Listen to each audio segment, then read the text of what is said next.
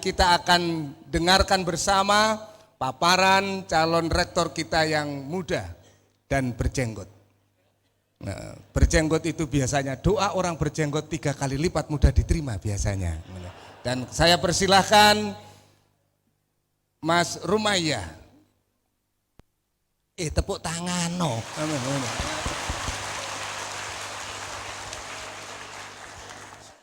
Assalamualaikum warahmatullahi wabarakatuh. Para mahasiswa yang saya cintai, para rekan dosen dan tendik yang saya sayangi, dan yang saya hormati para pimpinan universitas, senat, dan juga tim penilai. Izinkan hari ini saya untuk sharing mengenai suatu gagasan tentang UNER. Bisa dibantu Mas tayangannya? Oke, jadi saya akan menyampaikan suatu pesan mengenai apa sih selayaknya yang menjadi visi besar UNER ya. Jadi visi ini bukan kemudian berbeda dengan apa yang di statuta, tapi pencapaian visi ini otomatis akan mencapai itu. Mas, judulnya dulu Mas, makasih ya. Membidani pemenang Nobel 2045. Mengapa pemenang Nobel? Nobel adalah suatu penghargaan tertinggi ya di dunia ini terhadap karya akademik yang memberikan kontribusi terbesar kepada kemanusiaan. Dan saya rasa kita sebagai seorang sivitas akademika harus punya aspirasi itu, bahwa apapun yang kita lakukan karya akademik kita tujuannya ialah untuk kemanusiaan. Contohnya tahun lalu salah satu pemenang Nobel di bidang kimia adalah salah 3 orang atau 2 orang yang berkontribusi dalam penelitian mengenai litium, baterai litium. Jadi karena penelitian mereka lah baterai litium bisa diciptakan yang menjadi HP kita semua. Bayangkan tanpa ada temuan itu kita nggak punya HP gitu kan. Luar biasa manfaat HP itu. Nah saya ingin kita punya seperti itu ya, Nobel Prize ya, dan ada kata membidani. Jadi UNER membidani, sudah ada, calon-calonnya sudah ada di UNER ini, kita membantu mendelivery mereka lahir di 2045 memenangkan Nobel. Ini mungkin terdengar besar ya, tapi negara ini dibangun dengan mimpi besar.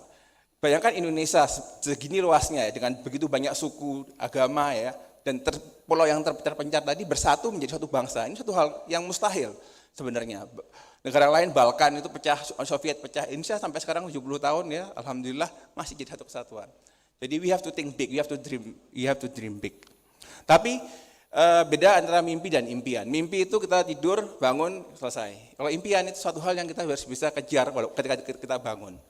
Nah, supaya kita punya impian dan bukan mimpi, kita harus look at the science, look at the data ya. Jadi ini adalah studi yang dilakukan oleh Benjamin F. Jones di jurnal The Review of Economics and Statistics. Ini adalah top 10 journal in economics mengenai hubungan antara umur dan penemuan yang hebat.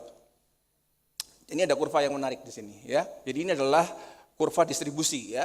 Itu yang horizontal adalah umur. Rata-rata yang paling besar adalah umur 35-40 tahun. Disitulah Nobel Prize winner itu menemukan ya, pertama kali mereka menghasilkan karyanya, bukan memenangkan Nobel ya, menelurkan karyanya di umur 35-40 tahun. Dan juga ada inventor yang lain dalam teknologi. Ini adalah breakdown-nya, jadi kita fokus ke Nobel winner ya, dibedakan dalam 2 kategori, satu di bidang teoretik, yang satu di bidang empirik. Yang menarik di sini ya, itu yang paling besar adalah seluruh bidang, umur 40 tahun, dalam segi eksperimental itu paling banyak di umur 40 tahun. Dan itu konsisten di bidang kimia, kedokteran, dan fisika. Ya. Jadi 40 tahun itu angka yang sakral. Bagi teman-teman yang beragama Islam ya, 40 tahun bahkan ada doa khusus di Quran di angka 40 tahun. Para nabi dan rasul diangkat di umur 40 tahun.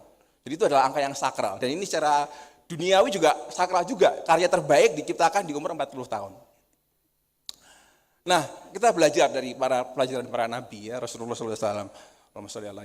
Ya, beliau 40 tahun dapat revelation, dapat wahyu. Tapi itu enggak terjadi, udah disiapkan sejak umur 30 tahunan. Beliau pergi banyak bertahanut di Gua Hiro. Sama dengan kisah Nabi Musa. Nabi Musa itu dia magang ya, bersama mertuanya menggembala kambing di tengah padang rumput sehingga dia banyak merenung ya. umur 8-10 tahun. Jadi temuan besar itu dimulai 10 tahun sebelumnya. Next, Mas. Jadi kalau kita mau kira-kira profil demografi pemenang Nobel 2045 itu adalah menurut saya adalah seorang berumur 25-30 tahun. Jadi kalau ikut demografi di sini mungkin dosen baru ya, 25-30 tahun. Anggap aja mereka butuh waktu 10-15 tahun untuk menyelesaikan doktoralnya dan fokus untuk menghasilkan karya tadi. Maka mereka di umur 40 tahun kira-kira 2030 menghasilkan karya itu. Dan kemudian dipublikasikan, bermanfaat, berdampak sosial, sehingga 15 tahun kemudian 2045 mendapatkan hadiah Nobel. Ya, belum Mas. Jadi saya ingin pulang dari sini Bapak Ibu sekalian, kalau ketemu dosen muda umur 20-30 tahun, salami, tepuk tangannya, tepuk pundaknya, ini calon pemenang Nobel. Ya, harusnya kita yang lebih senior ya memberikan mereka ruang untuk masuki gua hero-nya mereka sendiri. Apa karya terbaik muda umur 40? Studi doktoral itu butuh persiapan Pak Ibu. Jadi itu saya belajar kemarin dari kasus saya, berat kalau kita memulai studi doktoral pas di waktu studi itu sendiri. Ya, jadi harus dimulai sebelumnya. Tapi sayangnya kalau kita lihat teman-teman yang dosen muda, apa yang terjadi di umur segitu? Umur segitu finansialnya belum begitu mapan. Kemungkinan dia sibuk ngurusin administrasi, bantu borang, bantu proyek dosen senior, ya kan? Oke lah, itu memang harus dilakukan. Tapi jangan sampai itu kemudian mereka nggak punya ruang, ya, untuk tadi bertafakur, merenung, kira-kira apa yang mau dihasilkan sama mereka di umur 40 tahun. Itu. Next. Oke, jadi kalau kita mau punya pemenang Nobel 2045, itu outputnya yang kita cari. Maka kita mundur, reverse engineering. Prosesnya seperti apa yang harus kita lakukan? Inputnya seperti apa? Next. Oke, jadi intinya kalau kita mau outputnya bagus, maka input juga harus bagus, proses juga harus bagus. Kalau kita world class university, inputnya juga world class, prosesnya juga world class. Maka saya akan bahas dalam 5, menurut saya, better input. Kita perlu better input dalam SDM, sumber daya manusia, lingkungan, infrastruktur, data, dan pendanaan. Kita bahas satu-satu ya, soal SDM dulu. Bapak Ibu sekalian, mengelola SDM di world class university, top 10, top 100, itu kayak mengelola tim sepak bola. Ya, di Liverpool, Manchester United, ada yang fans nggak di sini? Jadi ini tuh gimana kalian mengelola sepak bola? Kita cari talent scouting, mana yang seluruh dunia yang bagus. Di Indonesia, di Brasil, mereka berburu, lapar mereka, agresif, dibayar mahal, diambil, taruh di tim, coba setahun, 2 tahun, oke lanjut, nggak lanjut, putus kontrak, seperti itu. Jadi sangat dinamis. Di Melbourne ada 2 universitas yang sangat terkenal, dia Melbourne University dan Monash University.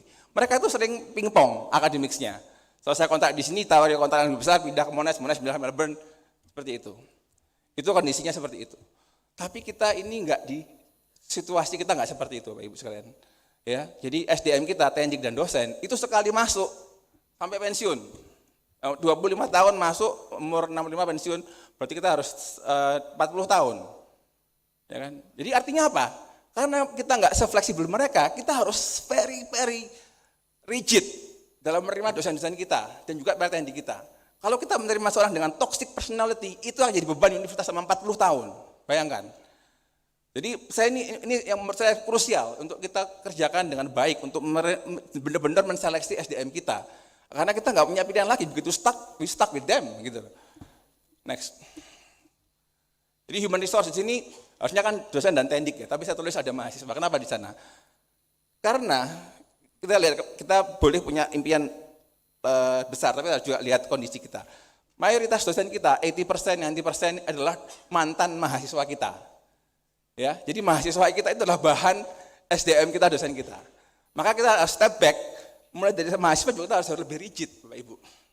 Lebih rigid agar bisa kita mendapatkan orang-orang terbaik di kampus ini. Next. Dan Tuhan itu adil. Tuhan itu adil.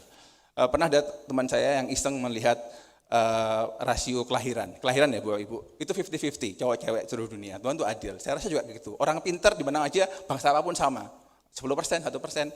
1% dari 264 juta manusia itu banyak Bapak Ibu. Tapi kemana mereka? Ini salah contohnya ya. Ini ada orang lulusan SMA, SMK ya. Cuma lulusan SMA, SMK menang lomba desain yang dilakukan General Electric, sebuah multinational company. Juara 2-nya itu lulusan PhD dari Swedia. Juara 3-nya lulusan Oxford Engineer. Ini anak SMA, anak bangsa kita. Ya, kita harus hunting orang-orang kayak gini. Masukkan ke UNER. Kenapa? Kalau nggak kita yang hunting, ini Bapak Ibu, Singapura. Saya waktu SMA itu top 10 dari SMA saya, di SMA 5, itu ditawari beasiswa ke Singapura. Lengkap, tuition fee, living allowance, bahkan dikasih kalau mau kurang dikasih pinjaman yang bisa dibayar nanti kalau sudah kerja. 4 tahun nggak dicicil. Kalau nggak kita yang ngambil, di orang lain yang ngambil. Ya. Next. Oke, itu jadi gitu ya. Kalau kita mau dosen kita oke, ya mahasiswa kita harus kita hunting ya. Bukan berarti sudah nggak ada ya. Ada kan SPMB ya. Tapi kita perlu yang lebih spesifik. Kita punya UNER Presidential Scholarship misalnya. Dan itu di hunting untuk tiap fakultas beda mungkin karena spesifikasinya beda untuk tiap orang. Tendik. Back to Pak. Tendik ini kita juga sama ya. Jadi tendik kita juga harus rigid. Kita punya dosen khusus S3. Ya kan? Kita juga perlu dong, kenapa staf khusus juga ya. Kita juga upgrade outbound itu nggak cuma dosen, tapi juga tendik juga kita kirim luar negeri supaya jadi partner kita bisa imbang ya untuk mengelola universitas kapasitasnya. Next, environment ya, environment yang produktif ya, yang bisa kolaboratif, excellence. Ini fokusnya ke yang esensial ya. Workspace kayak kemarin saya setuju. Kita jangan bangun gedung, kita bangun interior aja. Interior yang stimulate creativity ya.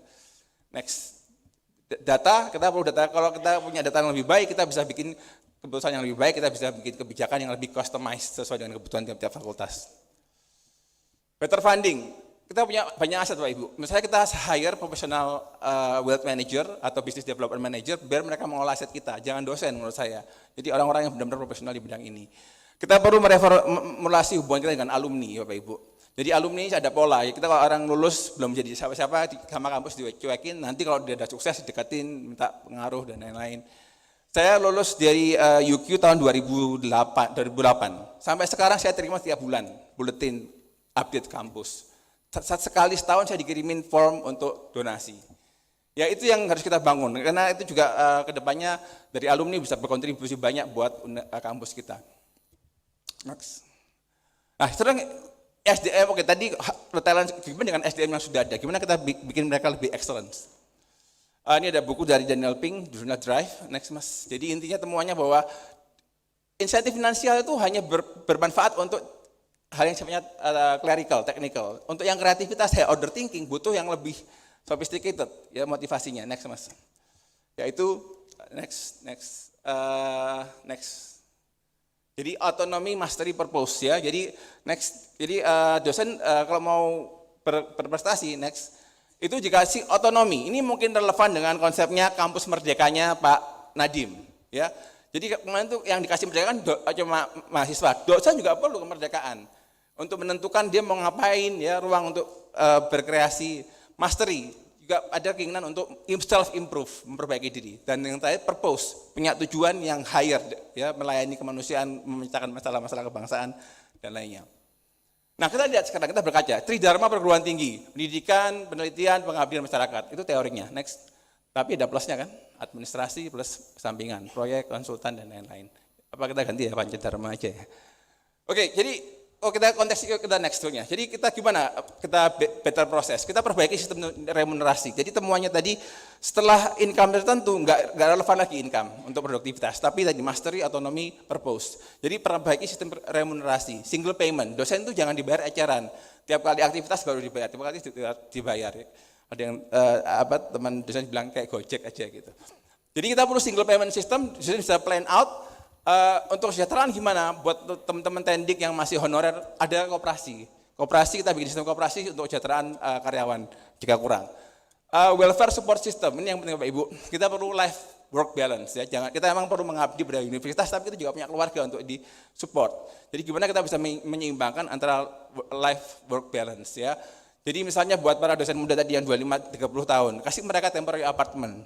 Kalau enggak gitu mereka tinggal di mana? Di Sidoarjo, di Gresik, 1 jam 2 jam di jalan.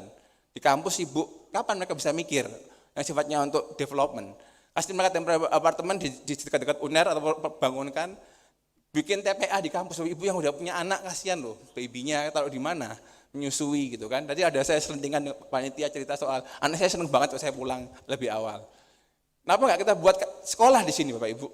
SD, SMP, SMA mungkin kita kan sekolah berani bayar itu apa? Untuk komunitas yang baik. Lah kalau kita anaknya dosen yang nyata di sini kan insya Allah baik-baik semua. Yang ketiga merdeka berpanca dharma. Ya jadi silahkan dosen itu kasih kebebasan untuk memilih dia mau apa spesialisasinya supaya dia bisa menemukan yang optimalnya. Yang kelima mindsetnya harus diganti, universitas itu sebagai fasilitator akademisi dalam mencapai karya atau kontribusi terbaiknya. Bukan dibalik, bukan kita mengabdi pada universitas harusnya menurut saya mindsetnya adalah melayani agar para akademisi bisa menghasilkan karya terbaiknya. Dan ini skema saya menurut saya bahwa kita harus menjadikan penelitian Bapak Ibu sebagai basis kegiatan kita. Pendidikan, pengajaran itu harus based on penelitian. Mana yang lebih efektif, pakai PowerPoint atau pakai whiteboard? Ada penelitian di sana. Pengabdian masyarakat juga basis penelitian. Yang pengembangan ilmu pengetahuan apalagi. Dan ketiga aktivitas ini berkontribusi sebagai publikasi ilmiah. Ada next Mas. Ada jurnal tertentu loh yang mau menerima soal teaching. Next, ada jurnal juga health next, ada juga soal Komdev. Nah, kira-kira itu yang ingin saya sampaikan. Nanti kita bisa diskusi lagi di tanya jawab. Terima kasih. Tepuk tangan. Yeah. Dibutuhkan akreditasi A sehingga bisa menuju ke akreditasi internasional. Dan pada calon rektor yang ketiga disebutkan bahwasanya pada program yang ketiga, modernisasi sarana dan prasarana pembelajaran baik gedung, alat, dan perlengkapan kuliah, alat-alat lab, peningkatan fasilitas, kegiatan kemahasiswaan, seni, pentas, dan paduan suara. Nah, di sini yang ingin saya tanyakan adalah, cukup singkat. Sebelumnya perlu saya sampaikan bahwasanya di Banyuwangi ada 4 program studi, yang mana semuanya telah menempuh akreditasi dan terakreditasi B. Kemudian kita akan mempersiapkan akreditasi dengan harapan meningkat menjadi A. Tentunya banyak sekali yang harus dipersiapkan. Oleh sebab itu, baik tanah, gedung, fasilitas penunjang, akademik, dan sebagainya. Sedangkan keadaan realitanya saat ini kita belum mampu penuhi. Dan yang ingin saya tanyakan adalah, apa langkah dari Bapak-bapak calon rektor untuk mempersiapkan akreditasi A untuk PSDKU Universitas Airlangga di Banyuwangi dalam waktu yang terbilang cukup singkat. Ya, wes, Sekian, cukup. terima kasih. Oke, matur nuwun. Ini sepertinya mahasiswanya calon rektor nomor 2 ini. Ya. Oke, yang kedua Ananda. Silakan. Assalamualaikum warahmatullahi wabarakatuh. Waalaikumsalam. Terima kasih kepada Bapak Moderator yang telah memberikan kesempatan pada hari ini. Pertama-tama yang terhormat kepada Bapak Rektor yaitu Prof. Nasih. Kemudian Bapak Ibu yang hadir dalam forum uji masyarakat kampus pada hari ini. Terlebih dahulu saya memperkenalkan diri. Perkenalkan, nama saya Al-Mujaddidi. Panggilan saya Ajo. Saya berasal dari kampus PSDK UNER di Banyuwangi. Saya adalah mahasiswa Fakultas Kedokteran Hewan. Oh, FKH.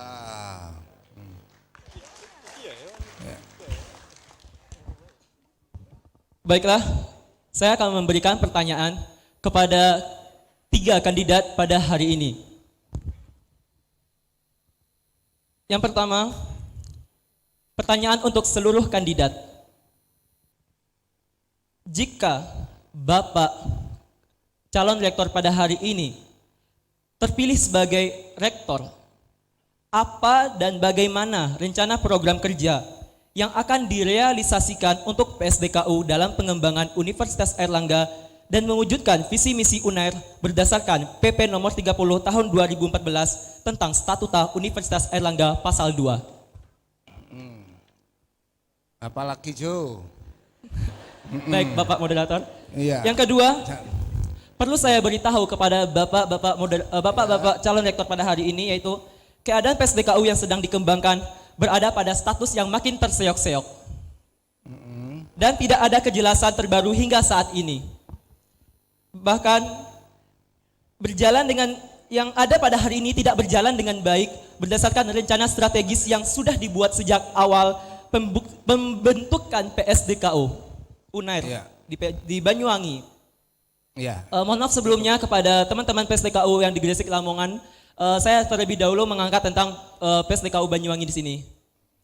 Kemudian pertanyaannya, jika Bapak-bapak terpilih sebagai rektor tahun 2020 sampai 2025, maka apakah langkah konkret yang akan dilakukan tahap demi tahap untuk menuntaskan persoalan PSDKU baik di Gresik, Lamongan maupun Banyuwangi, serta memenuhi kebutuhan masyarakat Unair yang ada di PSDKU.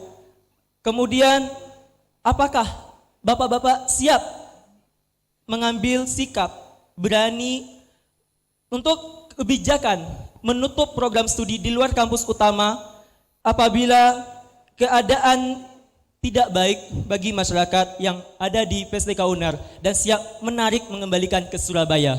Ya. Itu Ya. pertanyaan kedua untuk seluruh kandidat. Ya.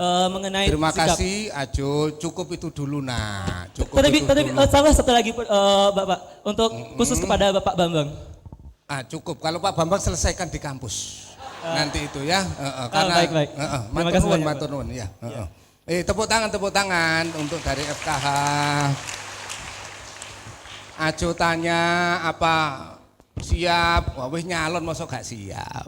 Ngono. Jadi seneng pertanyaannya lagi itu nanti untuk seluruh kandidat, jika Bapak terpilih, boleh juga nanti jawabnya. Enggak pakai dijawab karena jika saya tidak terpilih. Nah, ngoten nggih. Wis bebas, iki bebas wis, itu mahasiswa kita ini ya. Sekarang tendik tadi itu ya. Yang senior saja. Yeah. Yang, Assalamualaikum warahmatullahi wabarakatuh. Waalaikumsalam. Nggih. Terima kasih kesempatan yang diberikan. Mohon izin, saya Dendi Sucayo, karyawan tidak tetap dari Fakultas Kedokteran Hewan.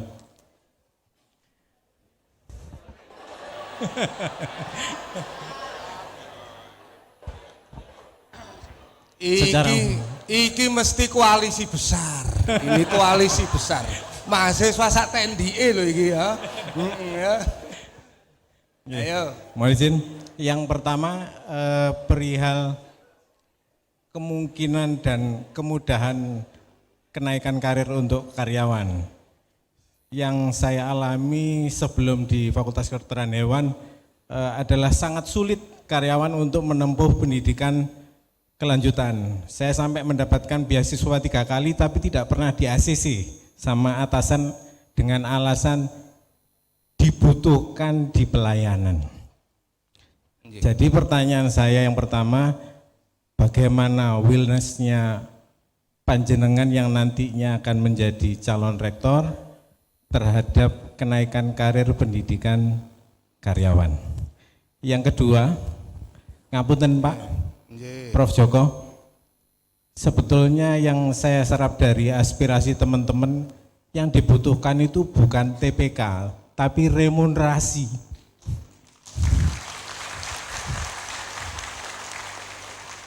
Pertanyaan saya adalah, berapa persen kesanggupan dan keinginan pimpinan UNER ke depan untuk bisa mewujudkan itu sesuai dengan satu suara komitmen ketentuan dari pemerintah pusat, bukan ketentuan dari UNER untuk kesejahteraan karyawan. Terima kasih. Wassalamualaikum warahmatullahi wabarakatuh. Wis kaya sing tepuk tangan niku karyawan tidak tetap kabeh iki mau.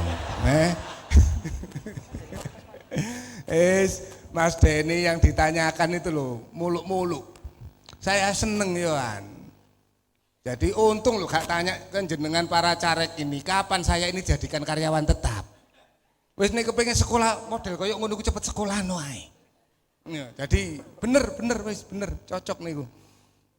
Kok yo dipilih maneh remunerasi Prof Joko. Iya. Ya utange piro sih sampean iki sakjane. Ya. Tapi itu suara dari, saya yakin mayoritas tendik mungkin, tapi atau justru khusus untuk karyawan tidak tetap cukup di FKH saja tadi itu. Ya, karena yang lainnya gak ya. Nah sekarang alumni, Kak Kholis. Terima kasih Mas Parto. Assalamualaikum warahmatullahi wabarakatuh. Para hadirin sekalian, saya alumni Ekonomi 73, mewakili alumni. Apapun gelar saya itu panggilan saya Cak Kholis, seperti Mas Parto sebut. Para hadirin sekalian, mudah-mudahan majelis ini mendapat ridho Allah SWT karena dipenuhi orang Jombang.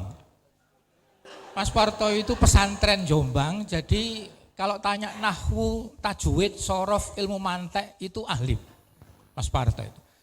Prof Dwi, Prof Joko tadi, Prof Nasir, Pak Rektor ini juga pesantren dari Gresik. Jadi mudah-mudahan mendapat ridho Allah SWT.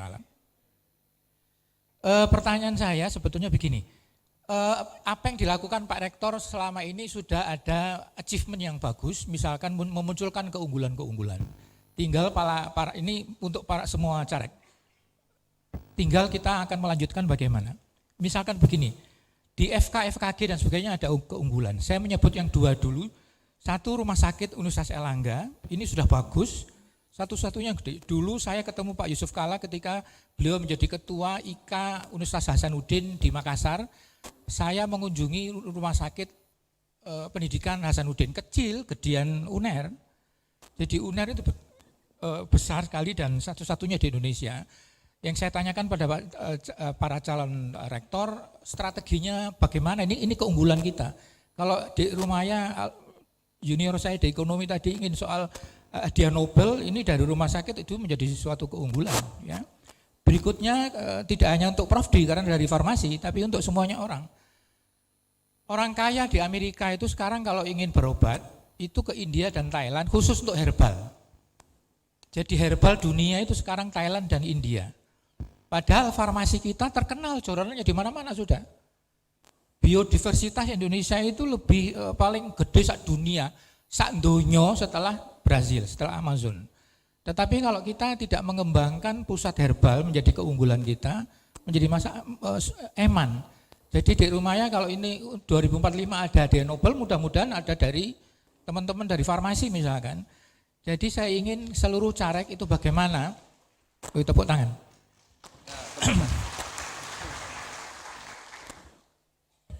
Mas Parto kemarin tidak hadir, saya kemarin menjelaskan juga di sini bahwa ada Jenderal Angkatan Darat Malaysia menyekolahkan anaknya di FKG. Saya tanya kenapa Pak Jenderal, with due respect tidak ke Inggris, tidak ke Amerika. Dia mengatakan because FKG UNER is the best gitu kan.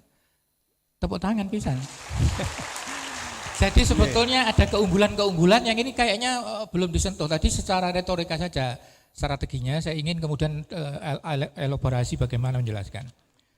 Berikutnya soal smart academic, saya bekerja di Bank of Tokyo di Australia, di Jepang, 30 tahun yang lalu, saya sekolah di Inggris dan sebagainya.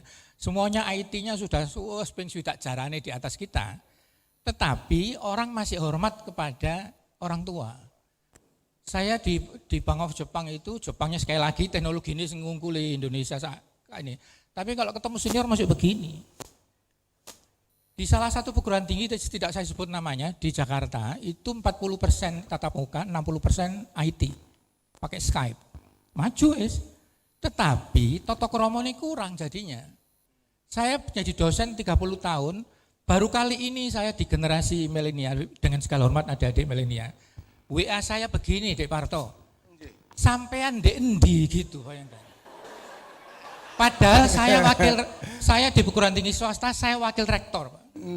Jabatan saya. Sampean Dek endi. Ada yang ada jilbaban ngomong ke senior saya di Fakultas Ekonomi, Mas Suryaman Rosidi. Jilbaban sopan.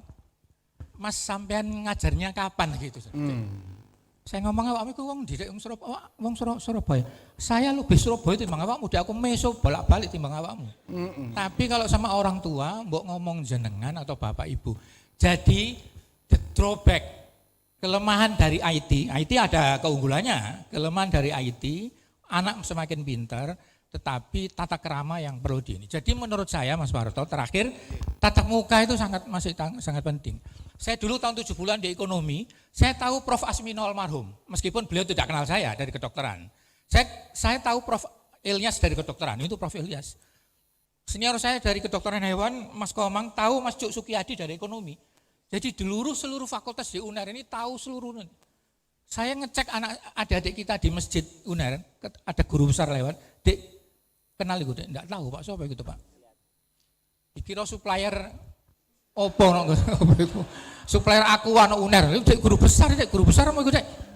Artinya IT itu memang bagus, memang pengalaman saya sekolah di luar negeri. Terakhir Pak Mas Parto, untuk di rumah ya, masukan mengenai alumni juga alhamdulillah bagus itu ya.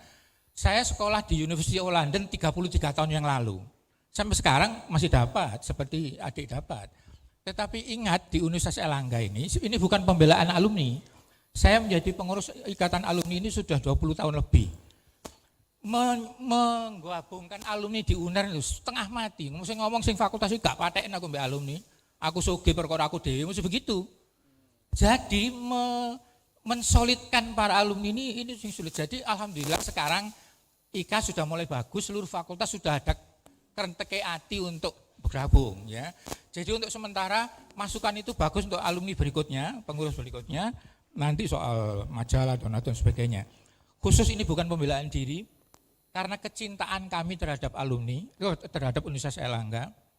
Adik saya pertukaran pemuda luar negeri, Dr. Agus, yang bertugas di Maluku, bikin kapal terapung. Akhirnya mandek pembangunannya. Alumni langsung jegur, wis piro tak bayar ya. Akhirnya sekarang bagus dan seluruh dunia tahu tuh Mas Parto, Rumah Sakit Apung Indonesia, termasuk Satria Airlangga, termasuk masjid ini koyo-koyo nggawe perambanan. Secara teori masjid yang dibangun alumni ini 10 tahun gak mari Pak. Gak tahunya gak sampai 2 tahun tadi. Ini demi kecintaan kami terhadap universitas Airlangga. Jadi saya masukkan di rumahnya bagus, tapi nanti mudah-mudahan alumni kita lebih bagus lagi. Tapi ini bagian khusus terakhir Mas Wato, soal IT perlu hati-hati, di cautious. IT bagus, tapi soal tata krama tetap harus menjadi andalan perguruan tinggi kita, karena kita sudah kadung ada moto excellent with morality. Jangan sampai ada mahasiswa nyebut guru besar sampean. Pak Nuwun, assalamualaikum warahmatullahi wabarakatuh. Waalaikumsalam. Tepuk tangan untuk alumni. Sengaja Cak Kholis itu andai saja ngomongnya sampai 25 menit, saya juga tidak akan tegur. Daripada sampean kualat, mana ya. Pokoknya manut semua. Saya ini kalau dengan senior ini pasti manut semua. Dan tadi karena sudah disinggung-singgung, ini kok calonnya banyak dari Jombang, gone santri kabeh nahwu sorob iso. Maka khusus yang dari Jombang antabil bilaqatil arabiyyin boleh menjawab nanti dengan bahasa Arab. Wa inta illal bil khair bil mahatifi illa bitumidani bil rektor Universitas Airlangga. Nah, yo kudu diketokno pisan bahasa Arab kadang Cak Kholis ngono ya. Bil kuliatil awalin ya. Oke. Nah, nanti tugasnya Mas Dwi. Ya, sekarang khusus dosen satu dulu. Sing sudah pesen sebelum naik panggung itu beliau tadi. Jadi tak tunjuk dulu. Ya. Assalamualaikum warahmatullahi wabarakatuh.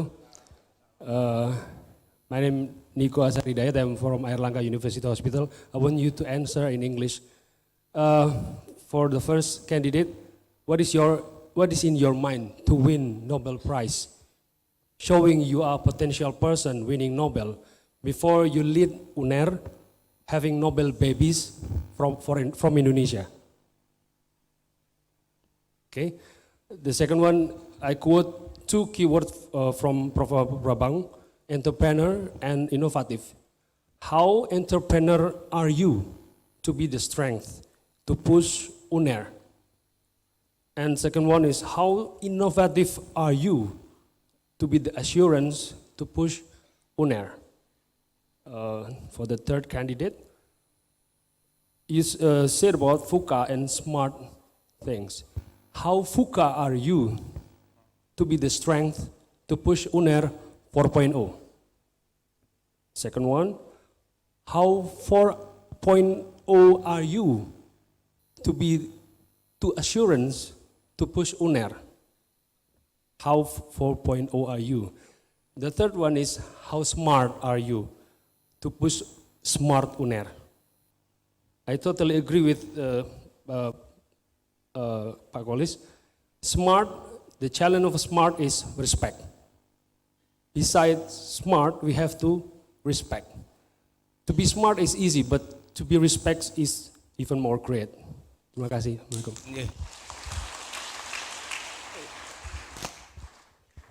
Terima kasih semua sudah menyampaikan pertanyaannya, boleh dijawab bahasa Inggris, bahasa Arab, termasuk bahasa Jin.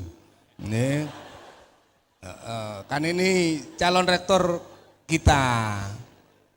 Tapi kalau mengikuti undang-undang pendidikan tinggi loh ini, moderator punya otoritas urusan ini. Nah, undang-undang pendidikan tinggi, seluruh proses belajar mengajar formal di perguruan tinggi wajib bahasa negara, bahasa Indonesia. Nah, aku iki yo jagani sing rada gradul-gradul maksudnya. Wes, bebas. Sekarang saya persilahkan respon pertama dari Mas Rumayah, monggo. Assalamualaikum warahmatullahi wabarakatuh. Mungkin saya jawab yang terakhir dulu ya, masih ingat. I didn't get your name, sir. Rico. Okay, Rico. How whether I'm potential Nobel laureate? No, definitely no. I'm not a Nobel laureate candidate at all. But I have 2-time experience doing my master and PhD in a world-class university in Australia. I met with some of the Nobel laureate, and that's why I learned about that. If I know earlier, I might be able to do that. If I know in my 30s, I'll do that. I'll be it. Now I pass on this wisdom to the next generation. Otherwise, they will repeating the same thing like I did. What I do when I first enter Erlangga, I'm busy with projects. In faculty institution for projects. I don't care about going for Nobel Prize. So I'm not a Nobel laureate candidate. Okay, and then sorry ya, berikutnya yang nomor 1 bahas soal PSKDU ya, Banyuwangi. Mbak Rosdiana sama Mas Ajo ya. Saya jawabnya jadi satu aja ya. Jadi intinya itu kan kita sudah bikin komitmen dengan Banyuwangi ya. Jadi sebisa mungkin ya kita bisa taking care lah, kita urus dengan baik. Tapi masalah kelanjutannya ya itu kan juga ada hubungannya dengan pihak Pemkab Banyuwangi dengan bupatinya juga. Ya yang jelas kita carikan upaya yang optimal bagaimana agar teman-teman yang lagi kuliah tetap bisa kuliah. Kalau misalnya seandainya pertimbangannya harus ditutup ya kita akan welcome ke UNER lah. Menurut saya kita harus bertanggung jawab sebagai institusi. Oke, kemudian Pak, apa lagi nih? Pak Denny Sucahyo. Ya Pak, kalau saya senang Pak, lihat orang mau maju, mau belajar, mengembangkan diri, tumbuh itu saya senang banget ya. Nah, di kampus itu harusnya semua orang kayak gitu. Ini is a learning university, everybody need to learn ya, long life learning gitu loh. Kalau saya jadi rektor saya kasih Pak, sekolah monggo lah, beasiswa. Kalau bisa beasiswanya dari luar UNER, kalau nggak bisa ya dari UNER lah. Kalau mau balik silahkan, kalau enggak ya nggak apa-apa. Toh kalau pasti ada nanti di tempat yang baru bisa berkontribusi ke UNER dengan cara yang lain. Saya sih orangnya insya Allah kebaikan itu akan terus berputar. Terus soal kesejahteraan Pak, kesejahteraan itu ada hubungannya sama regulasi ya. Regulasinya kalau menurut saya ada dibedakan antara regulasi dan kebijakan. Kebijakan itu harus bijaksana ya. Jadi di atas regulasi. Makanya sebagai kebijaksanaan ialah saya ingin agar semua karyawan sejahtera, itu kebijaksanaan. Regulasinya gimana? Dicarikan lah gimana. Asalkan tidak break the rule, kita upayakan seoptimal mungkin. Makanya saya juga ada alternatif ya yang lebih fleksibel, misalnya koperasi. Koperasi itu sangat potensial untuk mensejahterakan kita ya. Dan kalau bisa jangan dikotak-kotakan, koperasi karyawan, koperasi alumni, koperasi mahasiswa. Jadi satu aja, koperasi warga UNER, kayak sekarang nih, cuma warga UNER. Ya, ini saya tahu ada 39.000 mahasiswa, 2.000 tendik, 2.000 dosen, sekitar 43.000 Pak. Itu kalau iuran wajib 100.000 per tahun aja ada 4,3 M. Banyak Pak. Insya Allah bisa duit untuk diputar untuk kesejahteraan, insya Allah kita carikan orang yang bisa memutar duitnya. Terus apalagi tadi? Pak Kolis, Cak Kolis.